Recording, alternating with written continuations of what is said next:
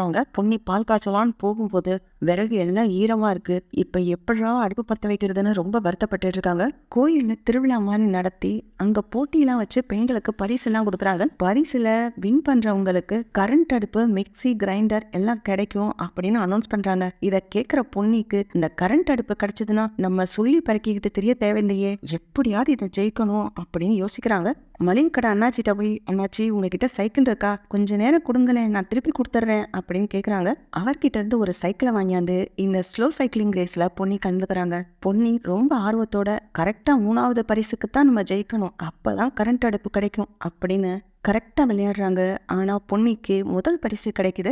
முதல் பரிசு கிரைண்டர். ஐயோ, இந்த கிரைண்டரை வச்சு நான் என்ன பண்ணுவேன், இன்னைக்கு சமையலுக்கு விறகு இல்லையே, அந்த கரண்ட் அடுப்பு கிடைச்சிருந்தா நல்லா இருந்திருக்குமே அப்படின்னு பொன்னி வருத்தப்படுறாங்க. இந்த பரிசை வழங்குறதுக்காக சந்திரசேகரும், ஜெயா, சக்தி எல்லாரும் வராங்க. பொன்னிக்கு சந்திரசேகரும் ஜெயாவும் தான் கையாலேயே முதல் பரிசுக்கான கிரைண்டரை கொடுக்குறாங்க. பொன்னி அந்த அனௌன்ஸ் பண்றவர்கிட்ட கேக்குறாங்க, ஐயா எனக்கு இந்த முதல் பரிசு வேண்டாம், 3வது பரிசா இருக்க அந்த கரண்ட் அடுப்பு தான் வேணும், அது தர முடியுமா அப்படின்னு ஆர்கியூ பண்றாங்க.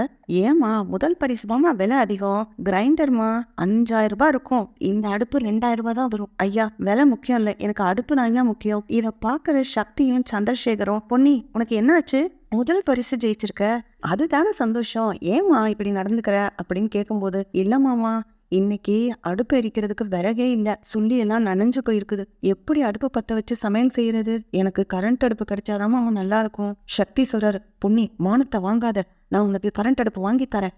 இல்ல சக்தி, இது என்னோட சம்பாத்தியத்துல என்னோட முயற்சியில கிடைக்கணும், அதெல்லாம் ஒண்ணும் வேணாம், நீங்க வாங்கி தர்றதுன்னா அரிசி பருப்பு எல்லாமே நீங்களே வாங்கி கொடுத்துருப்பீங்கல்ல, நான் எதுக்கு நானே வேலை செஞ்சு சம்பாதிக்கணும்னு யோசிக்கிறேன் அப்படின்னு சொன்ன உடனே சந்திரசேகர் சொல்றாரு, இல்லம்மா நான் இந்த கிரைண்டர் எடுத்துக்கிறேன், இதுக்கான முழு தொகையும் நான் உன்கிட்ட கொடுத்துறேன், நீ கடையில போய் இண்டெக்ஸ் அடுப்பு வாங்கிக்கோ, அதாவது கரண்ட் அடுப்பு வாங்கிக்கோமா அப்படின்னு சந்திரசேகர் சொல்றாரு. ஜெயா தலையில அடிச்சுக்கிறாங்க, இது கூட தெரியாதமா இருப்பாளா இவ, எல்லாம் நடிக்கிறா போல இருக்கு. சந்திரசேகர் ஜெயா கிட்ட கேக்குறாங்க, பாத்தியா ஜெயா, நீ சொன்ன ஒரு வார்த்தைக்காக இந்த பொண்ணு எவ்வளவு கஷ்டப்படுது, நம்ம கிச்சனுக்குள்ள வந்து சமைக்கலாம் நீ ஒரு பர்மிஷன் கொடுத்திருந்தா போதி இருக்கும், இந்த பிள்ளை இவ்வளவு கஷ்டப்பட்டு அலைய தேவையில்லை, நம்ம வீட்டு மருமக தானே, இப்படி கஷ்டப்படுறத பார்க்க உனக்கு பாவமா தெரியலையா அப்படின்னு சொல்லும் போது